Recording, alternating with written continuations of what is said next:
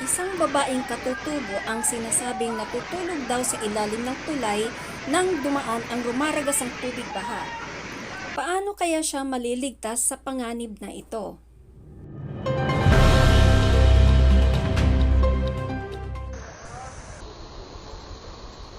Nitong September 16 ay nagkaroon ng matitinding mga pagbaha sa Turil, Davao City. At sa crossing Bayabas Turil, nagkagulo ang isang grupo ng mga tao dahil sa nakita nilang babae na natrap sa ilalim ng tulay.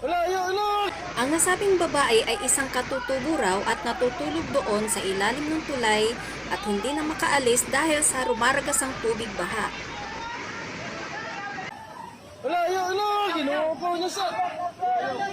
Kumuha sila ng lubid at hinagis nila ito sa nasabing babae. At makikitang dinampot ito ng babae at itinali sa kanyang bewan at katawan.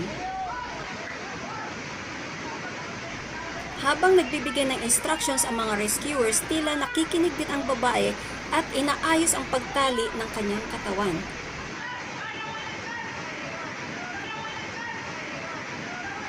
Matapos masecure ang tali sa katawan, may isang lalaki ang nagga-guide sa kanya sa susunod niyang gagawin.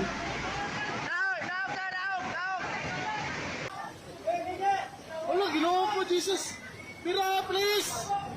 Lumusong ang babae sa tubig at agad-agad na hinila ito ng mga rescuers mula sa rumaragasang tubig baha at dito na nailigtas ang nasabing babae. Maraming salamat sa mga matatapang na mga bayani rescuers ng Crossing Bayabas Turil, Davao City at sana wala na pong matutulog sa delikadong ilalim ng tulay.